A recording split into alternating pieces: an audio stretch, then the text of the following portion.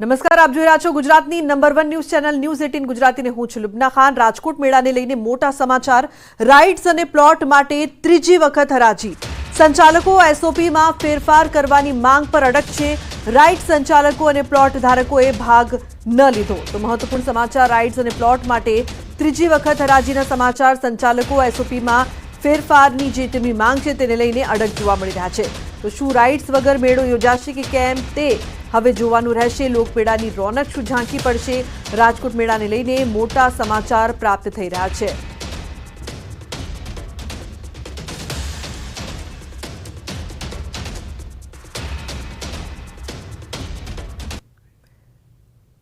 તો જે પ્રકારથી રાજકોટ મેળાને લઈને મોટા સમાચાર પ્રાપ્ત થઈ રહ્યા છે તો વધુ માહિતી માટે અમારી સાથે હાર્દિક લાઈવ જોડાયા છે। હાર્દિક, જે પ્રકારથી હવે મેળાને લઈને સવાલો ઊભા થઈ છે, શું અપડેટ છે આપની પાસે?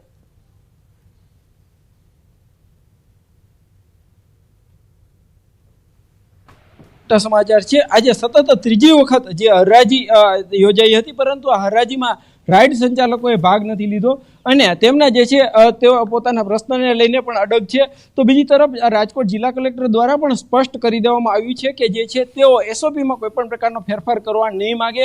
ત્યારે હવે જે લોકમેળો યોજાવાનો છે તેમાં રાઇડ હશે કે કેમ તે પણ સૌથી મોટો સવાલ છે। હાલ આપણી સાથે રાઇડ સંચાલક છે, આપણે એમની સાથે વાત કરીશું।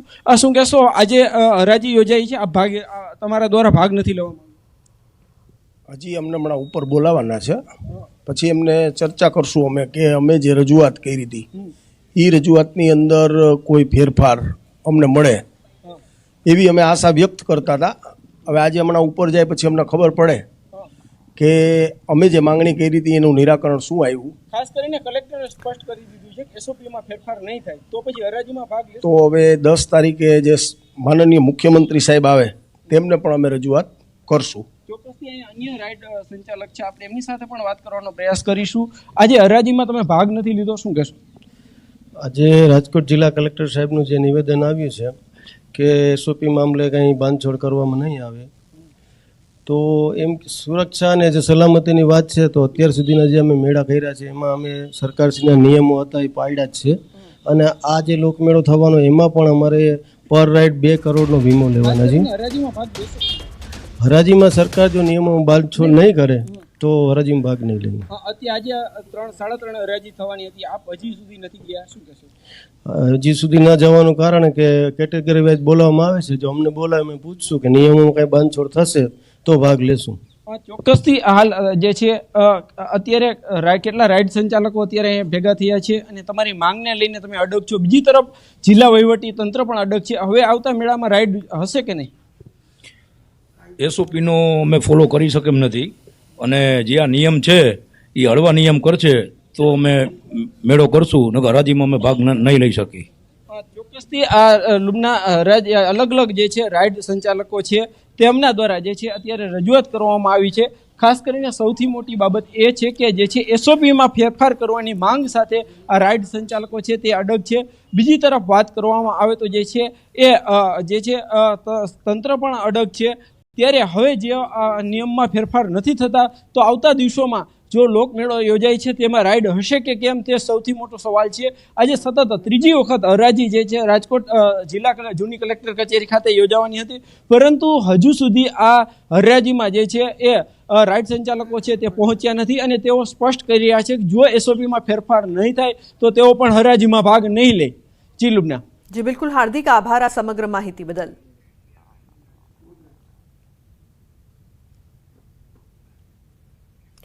સુરેન્દ્રનગર અને વઢવાણમાં લોકમેળામાં હરાજી માટે આજે ટેન્ડર પ્રક્રિયા માટે મીટિંગ મળી છે। પાલિકાની એસઓપીમાં કડક નિયમોને લઈને મેળાના આયોજકોમાં રોષ છે। અગ્નિકાંડ બાદ પ્રશાસન દ્વારા કડક નિયમો સાથેની એસઓપી જાહેર કરવામાં આવી છે। તંત્ર દ્વારા નિયમોમાં છૂટછાટ આપવામાં નહીં આવે તો આયોજકો દ્વારા બહિષ્કાર કરવાની ચીમકી પણ ઉચ્ચારવામાં આવી છે।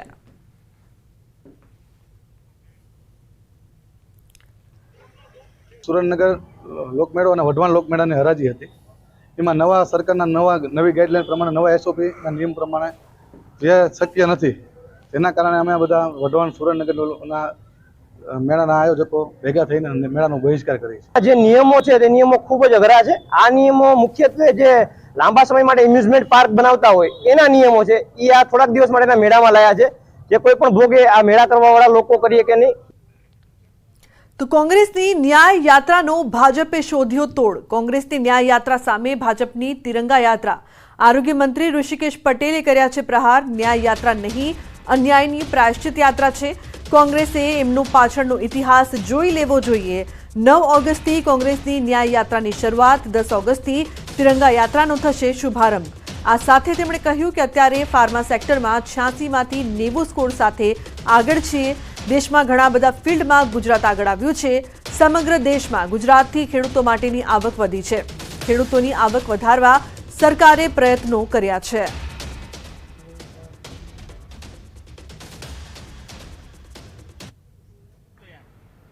ભૂતકાળની અંદર કોંગ્રેસના શાસનનો તમામ તમે સરવાળો કરો તો ક્યાંય દેશમાં એનું સ્થાન નહોતું. આજે દેશમાં એટલા બધા સેક્ટરોમાં, એટલા બધા ફિલ્ડની અંદર આજે આગળ આવી રહ્યું છે ગુજરાત, અને એમના પાછલા વર્ષોનો ઇતિહાસ પણ જો એ જરા જોઈ લે તો મને લાગે છે કે આવતા સમયની અંદર આ ન્યાય યાત્રા નહીં, એમને અન્યાય કરેલાની પ્રાયશ્ચિત યાત્રા છે. તો કોંગ્રેસની ન્યાય યાત્રા પર નીતિન પટેલનું નિવેદન. રાજ્યની શાંતિ દોહડવાના ન્યાય યાત્રા કોંગ્રેસની રેલીનો હેતુ અપ્રાસંગિક અસરગ્રસ્તોની સહાનુભૂતિ માટે રેલી.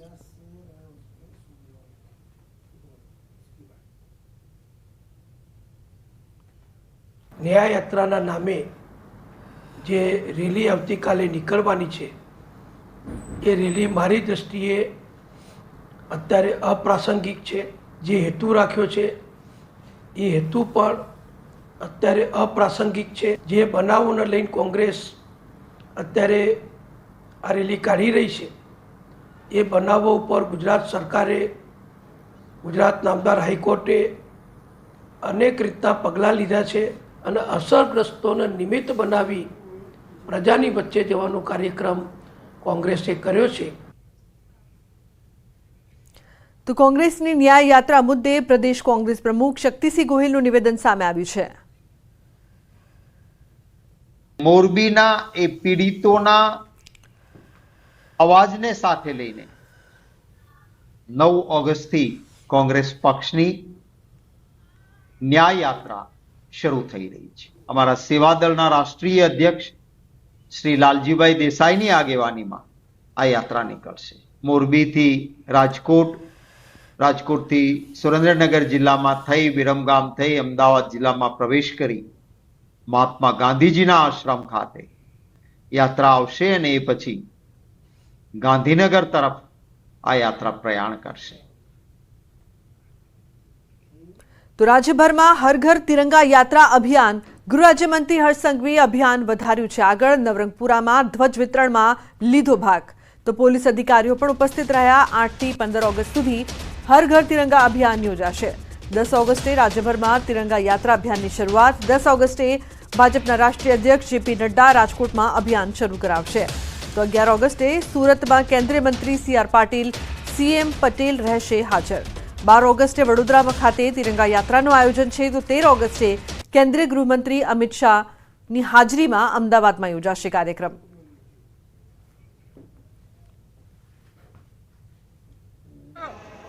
આ વર્ષે બી 8મી થી 15મી ઓગસ્ટ સુધી આ જ પ્રકારે ગુજરાતમાં સામાજિક સંસ્થાઓ, સૌ સમાજો, સૌ સ્કૂલો, સૌ વિભાગો, સૌ શહેરો, સૌ નગરો, 14,000થી વધારે ગામડાઓ તિરંગા યાત્રામાં જોડાવાના છે.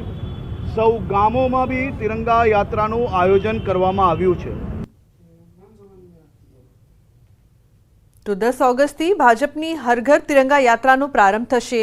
વર્ષ 2024ની રાજ્યની પહેલી હર ઘર તિરંગા યાત્રા રાજકોટમાં યોજાનાર છે. 15મી ઓગસ્ટ પહેલા રાજકોટમાં દેશભક્તિનો રંગ જોવા મળી રહ્યો છે, જે માટે CM ભૂપેન્દ્ર પટેલ તેમજ કેન્દ્રીય મંત્રીઓ પણ ઉપસ્થિત રહેશે. આ યાત્રા શહેરના બહુમાળી ચોક ખાતે નીકળશે, જે જુબેલી ચોક ખાતે આવેલી ગાંધીજીની પ્રતિમા ખાતે પૂર્ણ થશે. લગભગ 2 કિલોમીટર જેટલી આ યાત્રા માટે મનપા કમિશનર સહિતના અધિકારીઓએ તૈયારીઓને આરંભી છે. યાત્રા રૂટ ઉપર ખાસ તિરંગા થીમ ઉપર મંડપની સાઇડ બનાવવામાં આવી છે. ઠેર ઠેર તિરંગા યાત્રાનું અભિવાદન કરવામાં આવશે. ગુજરાત રાજ્યના માનનીય મુખ્યમંત્રીશ્રી ઉપરાંત કેન્દ્રીય મંત્રીશ્રીઓ, રાજ્ય સરકારના સન્માનનીય મંત્રીશ્રીઓ અને સૌ પદાધિકારીઓ પણ આ તિરંગા યાત્રાનો રૂટ આપણે બેઠા છીએ એ સ્થળથી ચાલુ થઈ અને ગાંધી સ્મૃતિ જ્યુબિલી ગાર્ડન પાસે ત્યાં આગળ એનો અંત થશે અને લગભગ 1.5 કિલોમીટર જેટલો યાત્રાનો રૂટ છે. રાષ્ટ્રીય પર્વ 15મી ઓગસ્ટ પહેલા જ રાજકોટ શહેર છે તે દેશભક્તિના રંગે રંગાઈ ગયું છે. રાજકોટ શહેરમાં આગામી 10 ઓગસ્ટથી તિરંગા યાત્રા નીકળનાર છે. રાજ્યના મુખ્યમંત્રી ભૂપેન્દ્ર પટેલ છે તે આ તિરંગા યાત્રાને પ્રસ્થાન કરાવશે. રાજકોટ શહેરના બહુમાળી ભવન ચોક ખાતેથી આ જે છે તિરંગા યાત્રા નીકળવાની છે. ત્યારે હાલમાં જે રીતના તડામાર તૈયારીઓ કરવામાં આવી રહી છે, શહેરના જે મુખ્ય માર્ગો છે જે જગ્યાએથી તિરંગા યાત્રા નીકળવાની છે તે જગ્યાએ અત્યારે જે છે એ તિરંગા લગાવી દેવામાં આવ્યા છે. ખાસ કરીને તિરંગાની સાઈડો પણ જોવા મળી રહી છે.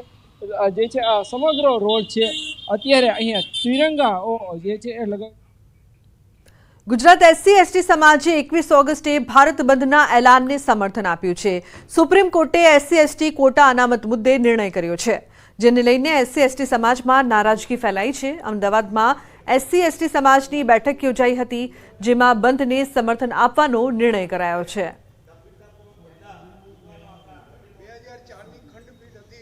લગભગ તો આગામી સમયમાં સમગ્ર ગુજરાતમાં અનુસૂચિત જાતિ અને જનજાતિઓની મહાપંચાયતનું આયોજન થશે. ધરણાના કાર્યક્રમો થશે, રેલીના કાર્યક્રમો થશે અને સંમેલનોના પણ કાર્યક્રમો થશે આ જ મુદ્દા ઉપર. એટલા માટે એમાં ક્રિમી લેયર જેવું હોઈ શકે નહીં, કારણ કે અનુસૂચિત જાતિમાંથી થોડાક લોકો ભણી ગણીને આગળ આવ્યા અને એમના બાળકો જો ભણીને આગળ જાય તો એમને પછી લાભ નહીં મળે અને જે લોકો નથી ભણાઈ શકવાના એને લાભ લઈ નહીં શકે. એટલે અમારે જે જાતિમાં પેટા જાતિ બનાવવામાં આવી છે તે અમારામાં એક વિભાજન પડશે, એટલે આવી પેટા જાતિ હોય જ ના શકે. તો અમરેલી લાઠીના હિરાણા ગામે 2 બાળકો ડૂબ્યા. સ્થાનિક તળાવમાં 2 બાળકો ડૂબતા મોત નીપજ્યા છે. તળાવ નજીક પશુ ચરાવતા હતા આ બાળકો 2 સગા ભાઈઓના પુત્ર ડૂબી જતા ગામમાં શોકનો માહોલ છે. બંને મૃતદેહોને પીએમ માટે સિવિલ ખસેડાયા છે.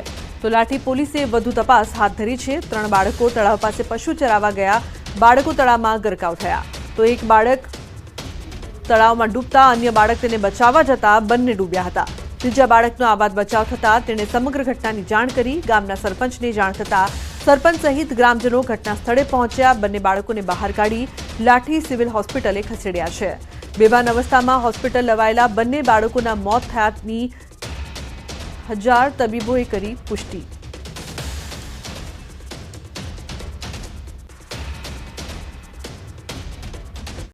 તો સાબરકાંઠાના પ્રાંતિજમાં સતત ત્રીજા દિવસે ટ્રાફિક જામ. રોડના કામને લઈને લોકોએ રસ્તો બ્લોક કર્યો. અમદાવાદ હિંમતનગર હાઈવે પર ટ્રાફિક જામ. બિસ્માર અને ખાડા ખડિયાવાળા રોડ પર ધૂળની ડમરીઓ ઉડતા બીજા દિવસે પણ ચક્કાજામ.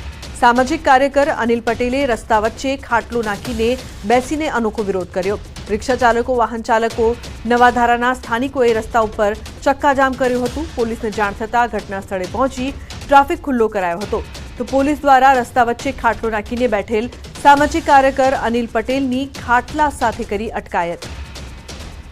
તો સતત ત્રીજા દિવસે પણ વિરોધ કરવામાં આવી રહ્યો છે. રસ્તાને લઈને લોકો રસ્તા પર ઉતર્યા. ઈશાન જોડાય છે ફોન લાઈન પર. ઈશાન, શું અપડેટ સમગ્ર મામલે? લોકના ચોક્કસ કે નેશનલ હાઈવે જે 48 છે અત્યારે હાલ તો ખાબોચીતર થઈ ગયો છે. ઠેર ઠેર ખાડાનું સામ્રાજ્ય જોવા મળી રહ્યું છે. અગાઉ સહકારી જીમ ખાતે પણ ચક્કાજામ કરવામાં આવ્યો હતો. તો છેલ્લા 2 દિવસથી પ્રાંતિજ ખાતે સ્થાનિકો અને વાહન ચાલકો દ્વારા આજે વિરોધ પ્રદર્શન કરવામાં આવ્યું હતું. આજે ફરીથી આજે વિરોધ કરવામાં આવ્યો હતો, જેમાં સામાજિક કાર્યકર અનિલ પટેલ ખાટલા સાથે ત્યાં બેસીને અનોખો વિરોધ દર્શાવ્યો હતો. નોંધનીય છે કે અનેકવાર રજૂઆત કરવા છતાં પણ કોઈ યોગ્ય નિવેડો આવતો નથી કે રસ્તાની ગુણવત્તા સુધરતી નથી. તેના કારણે આ સ્થાનિકો અને વાહન ચાલકોનો વિરોધ પ્રદર્શન કરી રહ્યા છે. જલ્દીમાં જલ્દી રસ્તો સારો બને એવી હાલ તો માંગ ઉઠી છે. જી બિલકુલ ઈશાન, આભાર સમગ્ર માહિતી બદલ.